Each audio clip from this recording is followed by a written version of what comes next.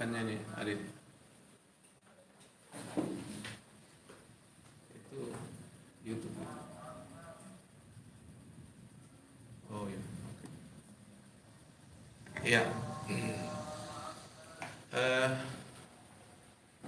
Sebenarnya kenapa Anda bisa lahir baru lewat Bapak Rohani?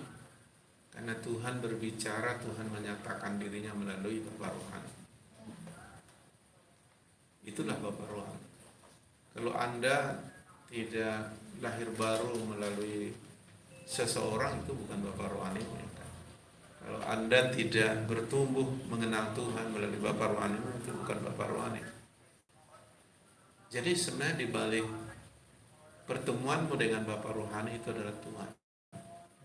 Kok bisa kau mengenal Tuhan lahir baru di jamaah Tuhan? Karena Tuhan bekerja melalui Bapak Rohani. Kok bisa kau bertumbuh dan semakin berubah? Ya karena Tuhan berbicara, Tuhan menyatakan kuasa kasih-Nya, firman-Nya kepadamu melalui Bapak Rohani. Itulah peranan Bapak Rohani. Ya, jadi Tuhan taruhkan hatinya yang mengasihi sehingga dia terbeban, lalu bergerak, lalu mendoakanmu, merindukan engkau boleh datang sama Tuhan, lalu Tuhan bergerak lebih jauh lagi mendatangimu dan menyampaikan suara Tuhan, isi hati Tuhan. Bahkan Tuhan mulai bermanifestasi, bergerak melalui Bapak Rohani.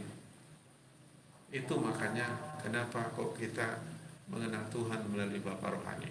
Haleluya. Sampai di sini ya, karena saya mau berangkat stasiun Kertapi menuju Medan, lalu ke Batam untuk mengadakan seminar KKR sampai hari Minggu. Didoakan supaya saya menyampaikan apa yang Tuhan mau. Tadinya sebenarnya ini mau seminar hamba-hamba Tuhan, pelayan. Tapi entah kenapa tiba-tiba kok jadi youth camp kayak kita. Jadi waktu itu saya rekomendasi beberapa orang, Grace dan Catherine. Rupanya karena menjelang hari raya mahal kali ongkos. Jadi ya lain kali lah. Haleluya. Jadi itu yang saya lakukan nanti di sana. Doakan supaya Tuhan bekerja, karena bagaimanapun sebenarnya banyak orang yang perlu dibapai di dunia ini ya, secara rohani. Jadi kebenaran yang sudah kita tangkap itu bukan sesuatu yang biasa, karena banyak orang belum sampai ke sana. Itu sebabnya kalau dia tidak tahu Bapak rohaninya dan tidak terhubung baik dengan Bapak rohaninya, maka dia tidak bisa terbentuk dan bertumbuh. Kenapa? Karena dia tidak tahu, dia harus mendengar, dia harus mengikuti. Bahkan iblis coba merusak hubungan ini. Maka Alkitab dalam Maliaki bilang, hati bapak-bapak harus kembali kepada anak-anak, dan hati anak-anak harus kembali kepada bapak. Kalau tidak ada kehancuran. Karena apa? Hubungan bapak rohani dan anak rohani itu membuat kerusakan dalam hubungan terhadap Tuhan. Malah Tuhan marah karena di antara hubungan ini kalau rusak ada berhala kita sebenarnya.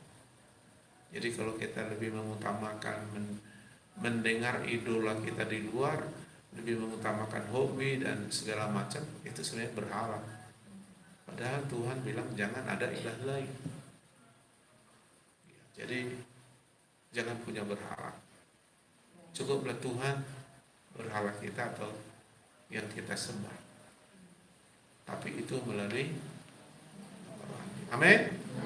Tuhan memberkati. Hentikan ini deh. Kemana hentikannya nih? Ini dipecik. Ini.